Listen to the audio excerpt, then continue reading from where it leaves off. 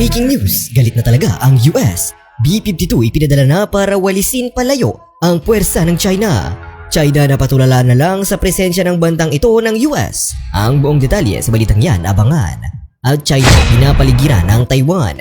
Pasikretong paglapit ng 27 aircraft at 7 naval ships sa Taiwan, bistado ng depensa. Ang buong detalye sa balitang yan, tutukan.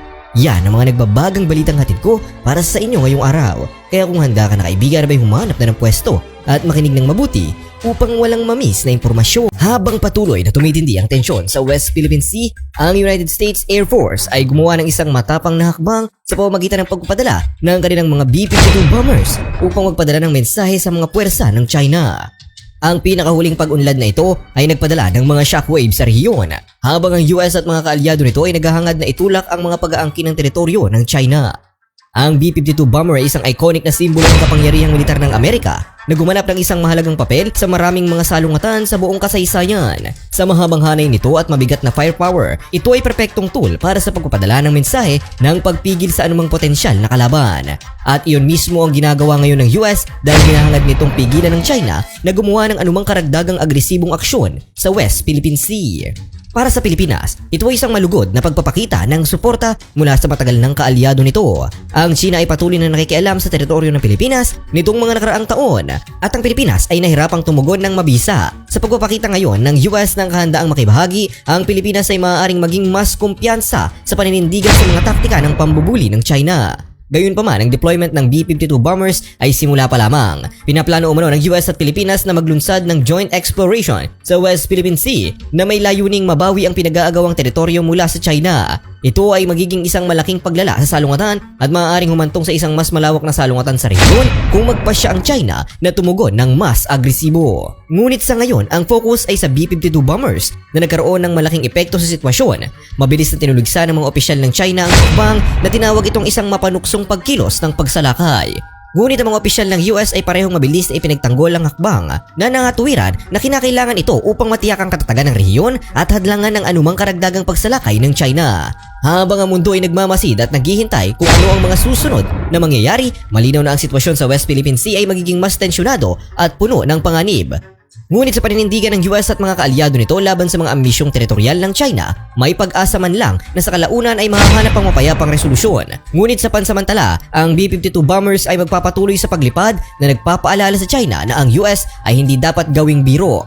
Ang presensya ng pinakabrutal na bomber ng US sa Asia ay nagpapanginig sa mga bagay-bagay. Ang patuloy na hidwaan sa teritoryo sa pagitan ng China at Pilipinas. Ang matinding pagbabagong ito ay humahantong sa pagbabago sa balanse ng kapangyarihan kung saan ang Pilipinas ay nangunguna sa paghawak sa West Philippine Sea. Sa loob ng maraming taon, pinalawak ng China ang presensyang militar nito sa rehiyon na humahantong sa tensyon at tunggalian sa mga karatig na bansa. Ang Pilipinas sa partikular ay naging nakikibahagi sa isang matagal nang hindi pagkakaunawaan sa China sa pagmamayari ng ilang isla sa West Philippine Sea. Gayunpaman, ang sitwasyon ay nagkaroon ng dramatikong pagliko sa pagdating ng Estados Unidos na may dalang pinakamalakas na bomber sa rehiyon. Ang B-52 bomber ay may kakayahang magdala ng nuclear na armas at itinuturing na isa sa pinakanakamamatay na sandata sa militar ng US. Ang presensya nito ay nagpadala ng malinaw na mensahe sa China na handang suportahan ng US ang mga kaalyado nito sa rehiyon at hindi kukonsintihin ang anumang agresibong aksyon. Ang paglipat na ito ay isang makabuluhang pagbabago sa geopolitical landscape ng rehiyon. Ang US ay mayroon ng matagal nang naging pangunahing kaalyado ng Pilipinas. Ngunit nitong mga nakaraang taon ang presensya nito sa rehiyon ay humihina na. Ang pagdating ngayon ng B-52 bomber ay nagpapahiwatig ng panibagong pangako sa Pilipinas at kahandaan ng US na ipagtanggol ang mga kaalyado nito laban sa anumang pagsalakay. Mabilis namang sinamantala ng Pilipinas ang pagkakataong ito. Ang bansa ay may nakataas na kakayahan sa militar nitong mga nakaraang taon at ang pagdating ng B-52 bomber ay binibigyan ngayon ng Pilipinas ng malaking kalamangan sa nagpapatuloy na alitan sa teritoryo sa China. Ipinapahayag ng gobyerno ng Pilipinas na gagamitin nito ang lahat ng magagamit nila na paraan upang ipagtanggol nito ang integridad at soberanya ng teritoryo. Ang hakbang na ito ay babala din sa China na hindi magiging agresibo ang mga aksyon nito sa rehiyon kung magpaparaya sila. Nilinaw ng US na hindi ito aatras sa harap ng mga Chinese at patuloy na susuportahan ng mga kaalyado nito sa rehiyon. Sa pangkalahatan, ang presensya ng B-52 bomber sa rehiyon ng Asia ay isang game changer. Ito ay nagbibigay ng malaking kalamangan para sa Pilipinas sa nagpapatuloy na alitan sa teritoryo sa China at nagpapadala ng malinaw na mensahe sa China na hindi kukonsintihin ng US ang anumang agresibong mga aksyon sa rehiyon. Ang balanse ng kapangyarihan sa rehiyon ay nagbabago at ang Pilipinas ay dahan-dahan ang nangunguna. At para sa adugtong na balita, China pinapaligiran ng Taiwan, pasikretong paglapit ng 27 aircraft at 7 naval ships sa Taiwan, bistado. Ang Ministry of National Defense ng Taiwan ay nagulat ng isang makabuluhang pagtaas sa mga sasakyang panghimpapawid ng militar ng China at mga sasakyang pandagat na umiikot sa buong bansa. Sa loob lamang ng 24 na oras sa subaybayan ng Ministry of National Defense ang 27 Chinese military aircraft at 7 naval vessel sa paligid ng Taiwan. Ito ay isang nakababahala na pag-unlad para sa maliit na bansang isla dahil ito ay kumakatawan sa isang malinaw at makabuluhang pagtaas ng mga tensyon sa pagitan ng Taiwan at China. Ang sasakyang panghimpapawid ng militar ng China at mga sasakyang pandagat ay nakitang tumatawid sa median line o pumapasok sa timog kanluran, timog silangan at hilagang silangan ng bahagi ng Air Defense Identification Zone ng Taiwan. Kasama sa sasakyang panghimpapawid ang ilang advanced fighter jet, gayon din ang isang reconnaissance drone at iba't ibang reconnaissance plane. Umikot ang mga fighter jets sa median line habang ang tatlong Y-8 aircraft ay tumago sa timog kanlurang sulok ng Air Defense Identification Zone ng Taiwan.